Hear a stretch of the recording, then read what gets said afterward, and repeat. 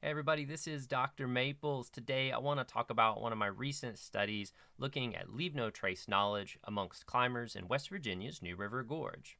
Now, this study does a couple of things. First, it gives us a new way to measure leave no trace knowledge amongst climbers. Second, it also gives us the ability to identify issues where climbers create excessive impacts and also help us think about some ways that we can fix those both at the local and at the national level. Finally, this study creates some new knowledge about climbers by trying to think about how some of the demographic patterns in the climbing community might impact what climbers know about Leave No Trace. The end result is a lot of new knowledge about Leave No Trace amongst climbers, as well as some things for climbing organizations to think about so that we can be part of the solution and not part of the problem. We got a lot to talk about today, so let's get started. All right, folks, today we're talking about leave no trace knowledge amongst rock climbers in West Virginia's New River Gorge. Now, leave no trace is an idea that you've heard of before. It's 7 principles that are trying to help you minimize your impact in natural spaces. This includes really common sense and obvious things like staying on the trail in a single file, picking up all the trash you find, as well as packing out all the trash that you create, and also not feeding wildlife. Again, all common sense ideas that help us minimize our impacts and protect wild spaces. Now, the beautiful idea about leave no trace is that it's what we call an indirect management technique. Indirect in the sense that we don't have officials closing areas or putting in very specific rules for use. Instead, you police yourself and your community. You are responsible for making sure that you minimize your impacts and take care of these spaces. Now, all forms of outdoor recreation create impacts, to be sure. Climbing creates some specific ones because they use vertical trails that go up the sides of rock walls. And because of that, we need to take a moment to rethink Leave No Trace as it applies to rock climbing. Studies have been talking about leave no trace in climbing for some time. It's really the historical treatments, too, where we find the earliest evidence of that.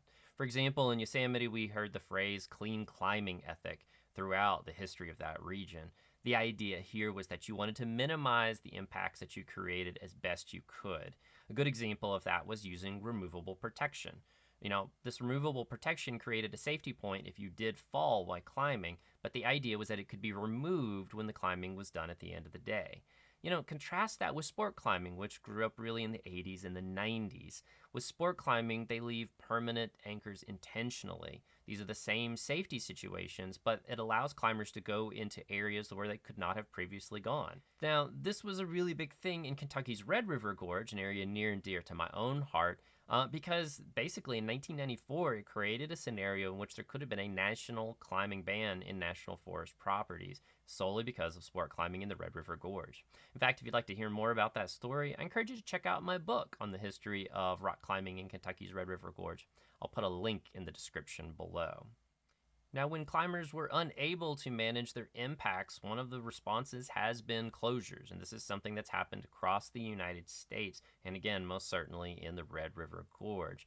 This is a scenario where direct management comes into hand, and because impacts are too high, areas would be closed for a couple of years or even permanently closed to climbing access. As such, climbers are very keenly interested in finding ways of minimizing their impacts to help prevent these closures in the future. Researchers have been looking at this idea of leave no trace knowledge as it corresponds with leave no trace behavior amongst rock climbers. Here, the idea is that if you know more about leave no trace principles, you ideally would practice those in the backcountry. And 2 studies found this to be true in the Red River Gorge using 2 different approaches, one online and one in-person survey. Both of them found that people who knew more about leave no trace knowledge also practiced that in their self-reported behaviors. For example, if they knew they needed to pick up trash as part of a leave no trace principle, they actually did that in their self-reported behaviors. I can't say self-reported because there are some issues. We don't actually know what people do versus what they say they do, and that's a fair critique to this study. One other critique to this study, too, was the approach that the researchers used to measure leave no trace behaviors and knowledge amongst climbers. They used the leave no trace attitudinal inventory measure, which was created by Wade Vegas, and it's a super useful scale for measuring leave no trace knowledge. But the problem is that it's almost built kind of around the idea of hiking and camping, as opposed to things like chalk use or cutting down trees that are in the swing line, issues in the climbing community. As such, we found that to really explore this idea of leave no trace knowledge amongst climbers, we really needed a new way to measure it. Now that's where my study comes in, using the leave no trace rock climbing measure. Now, where the LNTAIM was very interested in leave no trace knowledge as it related to camping and hiking, the LNTRCM is singularly focused on leave no trace knowledge as it relates to climbing.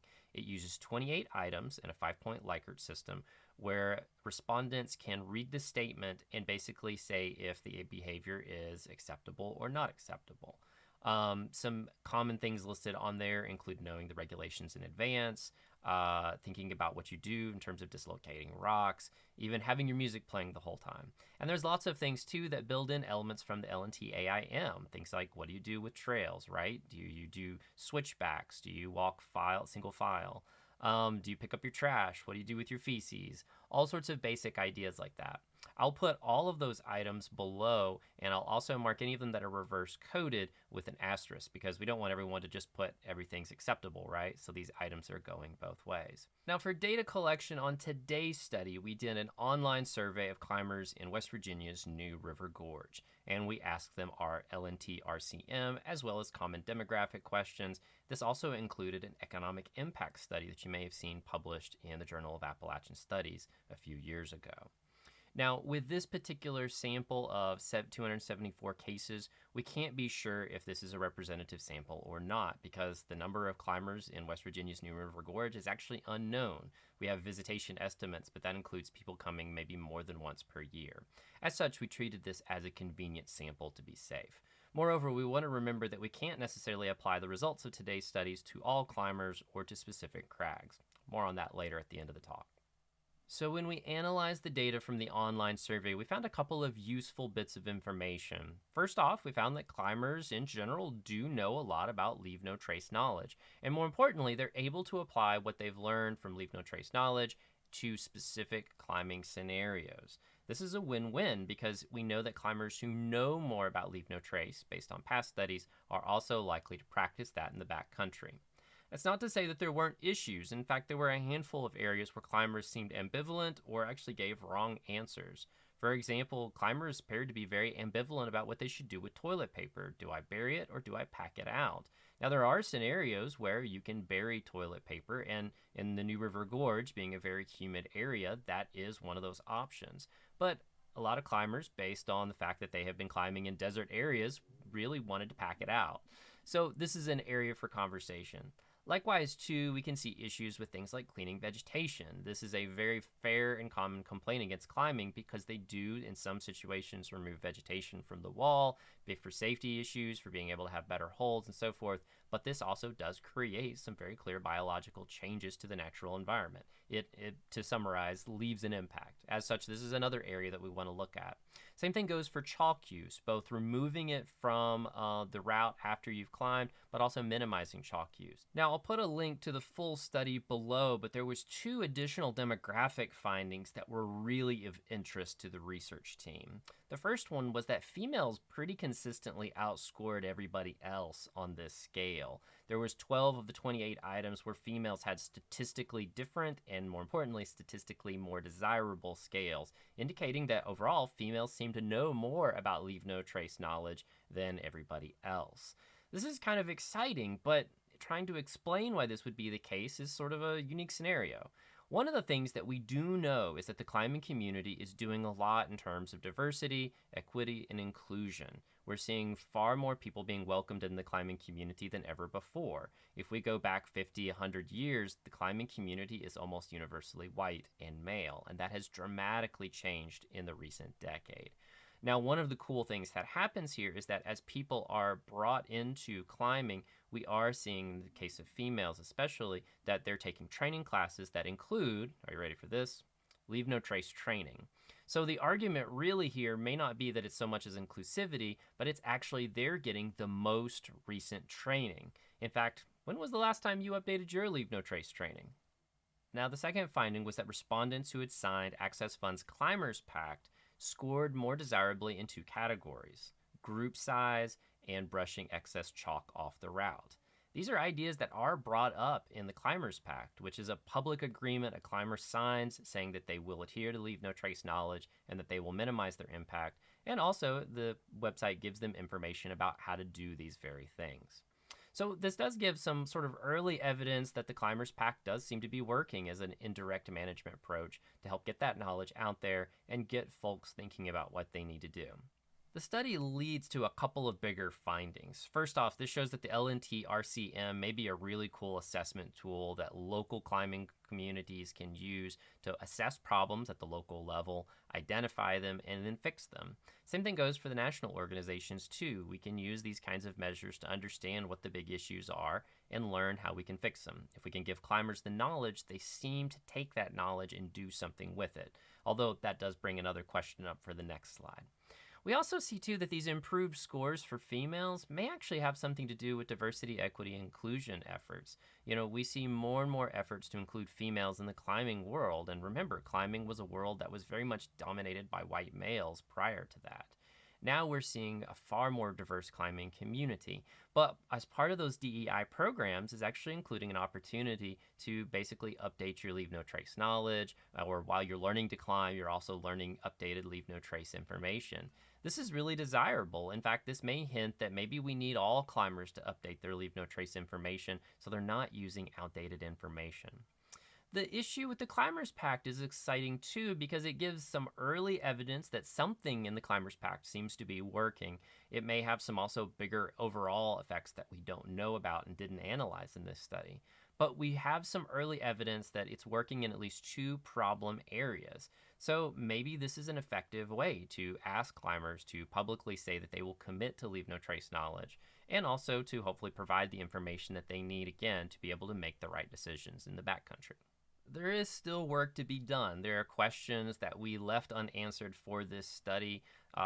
These include, can we actually apply these results to other climbing communities, or is this simply something that holds true for the West Virginia area? We don't know that yet, but we do have studies in progress to explore this idea in two other locations and plans to deliver the study in other places. Likewise, too, we really thought as we analyzed the demographics that there's a fair question about, where you get your source of knowledge, how that might actually impact what you choose to do. In fact, the Climbers Pact is a great example of that. Is getting the information specifically from the Climbers Pact different than, say, taking a leave no trace course? We don't know that, but we are exploring that again in another area. We look forward to sharing those results in the near future. So I want to part with 3 pieces of information going forward. First off, if you work with an LCO, local climbing organization, I encourage you to look at these 28 items and think about how your LCO can help climbers get the information they need to minimize their impacts. Moreover, let's use this tool to assess what's going right and what's going wrong in your local crags. Also, if you're working with a national climbing organization, the NCOs, I encourage you to really think about tweaking your messaging based on some of the problems that we've illustrated in this paper. This gives you some areas where we know at least one crag is having an issue, such as those issues with toilet paper, and gives us a chance to think about fixing that.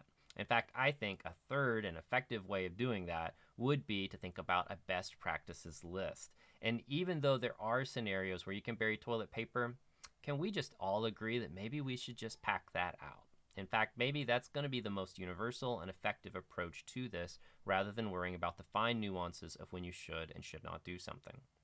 That's all I have for today. I appreciate the time you've spent listening to this talk. If you have questions about it, let me know. Likewise, I'll have a link to this study in the description below. We'll see you later. Take care.